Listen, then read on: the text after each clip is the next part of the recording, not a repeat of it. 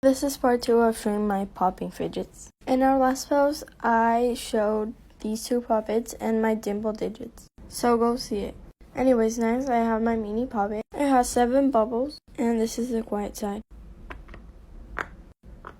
And the loud side.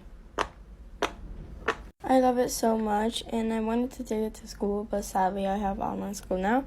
So when I go back to school, I'm going to take it. And finally, I have my 2 Simple Dimples. This one is the original Simple Dimple. It's from Fat Brain Toy. You can tell because of the little face it has. And this one is totally blank. This one is a lot thicker, than the other one. I don't really know how to explain it, but this one is much thicker, like when you pop it. Well, anyways, that was all. I hope you liked it, and bye!